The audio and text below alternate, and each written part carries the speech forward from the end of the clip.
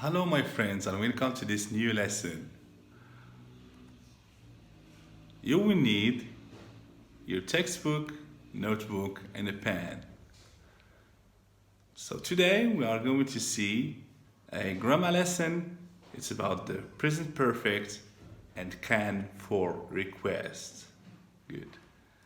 The first part is the present perfect. Before we start, please take your textbook and go to page 112. Good. Here we have Diana is at the doctor's, which means the doctor's office. The doctor is asking her questions. So the doctor asks questions to Diana and she answers back.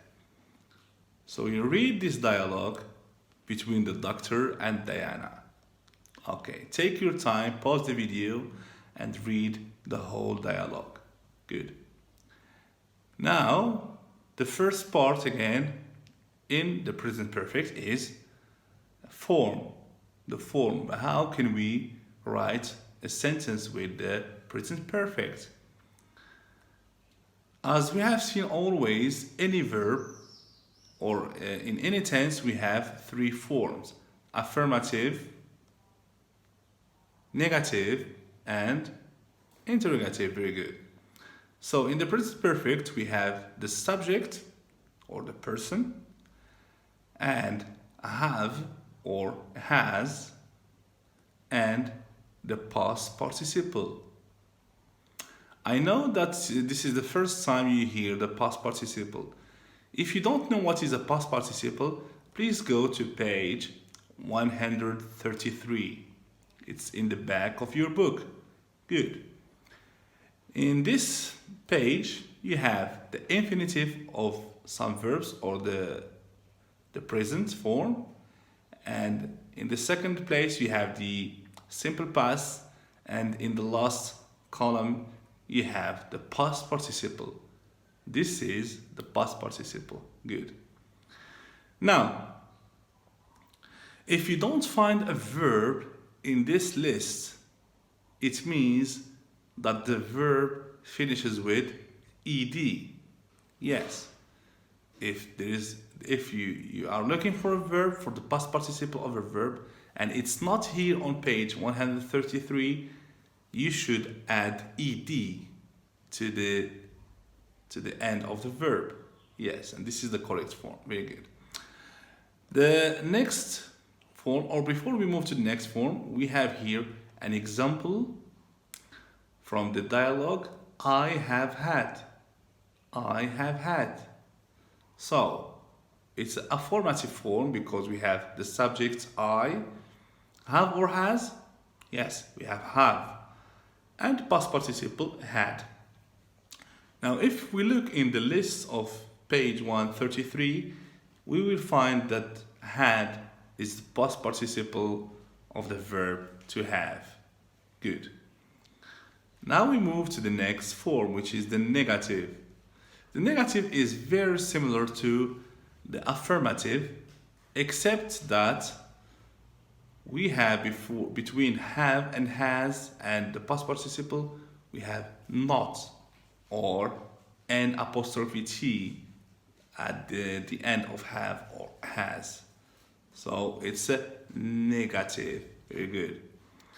Now we have an example here in the dialogue. I haven't seen. I haven't seen. So we have seen. If we look for seen in the list on page 133, we will find that it's the past participle form of see. Very good. Now, the interrogative form or the question form, all you have to do is you switch the subject with have or has. It becomes like this. We start the sentence or the question with have or has, and in the subject, and after that we put the past participle of the verb. Very good. And don't forget, please, the question mark. We have in the dialogue an example of this. Diana said, or the doctor said, has the nurse taken your temperature yet? So, has the nurse taken? You see, it starts with has, and the subject is the nurse, and the past participle of the verb is taken. Now, if we go to the page on the back again, we will find that taken is the past participle of the verb to take. Very good. And again, don't forget the question mark. Now we move to B, which is the use. Now you ask the question, when do we use the present perfect? Very good. Actually, in English, we use the present perfect in many situations. But in our lessons of today, we use it in actions that started in the past and continues until now. So something that starts in the past and it's on until now, until this moment of speaking. Very good. We have an example here, for instance, of Diana in the dialogue. She said to the doctor, "I have had headaches lately." So it makes the use clear of the present perfect. It means that Diana had headaches and she still has headaches until the moment of talking to the doctor. That's why she used lately, in the few hours, in the few days. You see? So this is the use of present perfect in our lesson. Very good. Now let's go to page 113 in your textbook. And I want you to read this dialogue, A and B, and you do the same with one of these activities. Go skiing, do farm work, write an email in English, send a phone message, ride a horse or a camel, eat with chopsticks. Okay, very good. So you read the dialogue up on top of the page, and you do the same. You write a similar dialogue using these given activities. When you finish this one, you go to the next activity. Try to imagine that these questions are asked to you right now, and you should answer them, okay, using what you have learned before. Very good. Now we will move to the second part, which is can for request. Now a request is when you ask someone to do something politely, okay? So this is a request. We will go to this part, yes, over here on page 113 again.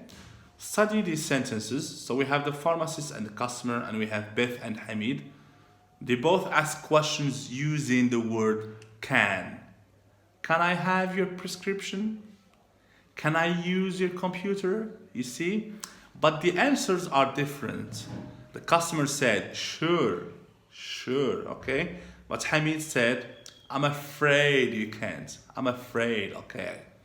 So from here, we come to this conclusion that when asking a request or making a request, we don't say ask a request, we say make a request. When making a request, a polite request, we use the word can.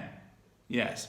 And of course, when you ask someone to do something for you, the answer can be either yes or no. Good. But we don't say in English yes, sharp yes, okay, or sharp no. It's considered impolite by most of people. So we don't say yes and no sharp, okay? That's why if you want to agree for a request, to make a request or to answer a request, you say, for instance, sure, okay? Sure, okay? And if you want to refuse, don't say no. Instead, you can say, I'm afraid. I'm afraid I can't. I'm afraid it's impossible, okay? And so on. Good. Now again, you read these two examples here. It's almost the same as the first examples we have seen before. And then you do this activity. You write again a similar a similar dialogue in which you ask or you make a request, a polite request with can, and your friend, you imagine that your friend answers you in the first dialogue, he answers positively using sure, okay, and you write another one in which your friend answers negatively using I'm afraid. Okay, so I hope you have enjoyed these two lessons, the present perfect and can for the request. Bye bye for now and see you next time.